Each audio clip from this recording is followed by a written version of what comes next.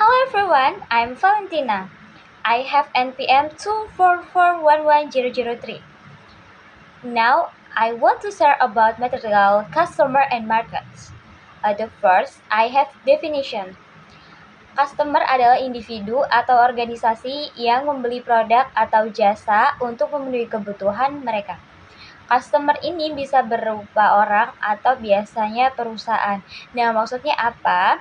Berarti kan seorang individu itu di pasar, ada transaksi di sana.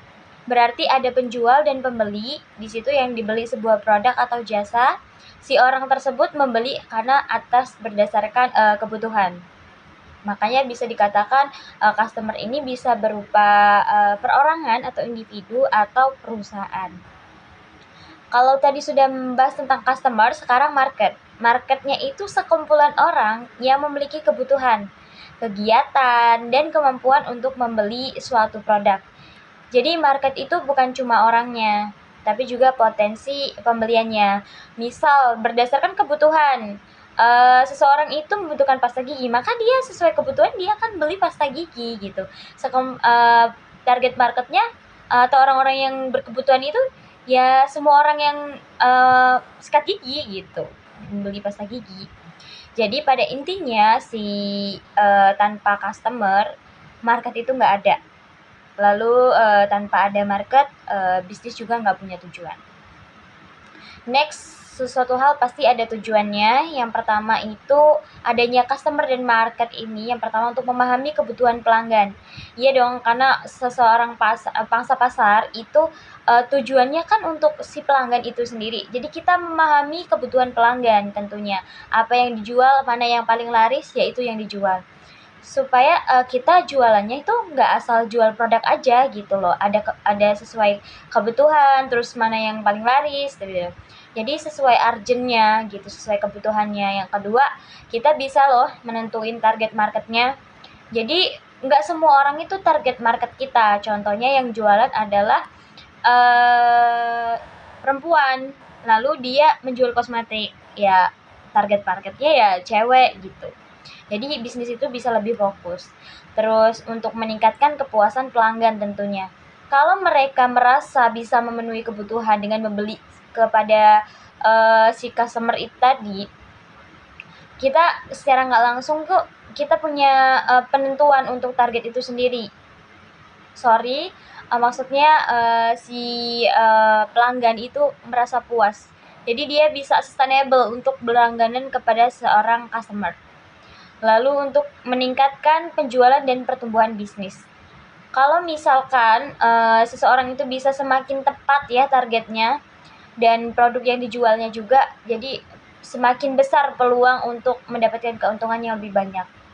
Lalu selanjutnya ada jenis customer, itu ada 2, B2C dan B2B. Business to customer atau dijual langsung. Jadi pelanggan individu atau sekumpulan orang, ya dia membeli sesuai kebutuhan masing-masing. Ya dia beli baju, beli makan, skincare. Misalkan gini, pasar, langsung ketemu sama pembeli. Ya udah langsung dijual, bukan melalui ada tengkulak lagi atau lain-lain, nggak ada. Langsung tangan pertama gitu. Jadi itu namanya business to customer. Langsung dipakai, mau dibutuhin gitu.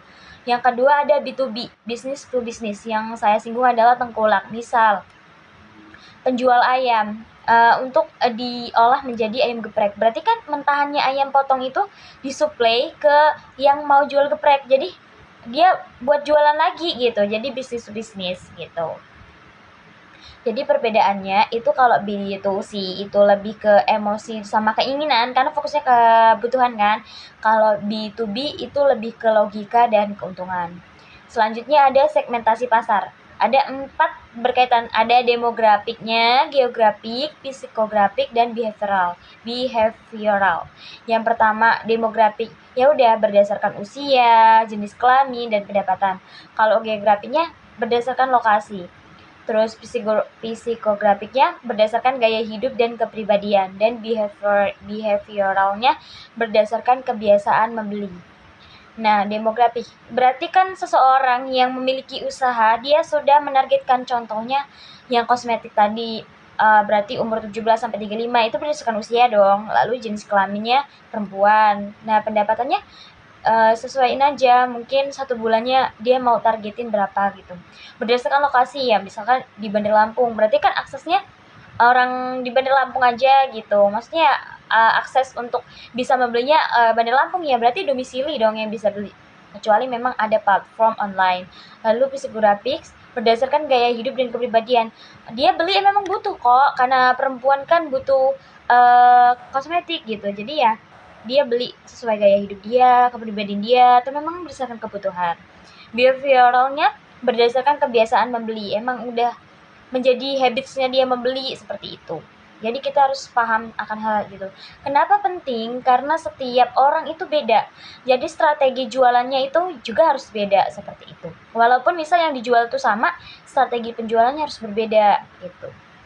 Terus terkait itu saya simpulkan kenapa kita harus belajar customer and market gitu kan. Pentingnya itu kita bisa memahami customer dan market itu penting karena yang pertama bisnis itu bisa buat produk yang benar-benar dibutuhkan sama yang mau beli gitu.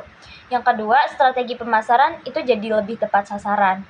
Terus yang ketiga, kita bisa ngebangun hubungan jangka panjang dengan si pelanggan. Terus meningkatkan daya saing dan kompetitor. Seperti itu. Maybe that's all. Thank you for watching. Wassalamualaikum warahmatullahi wabarakatuh.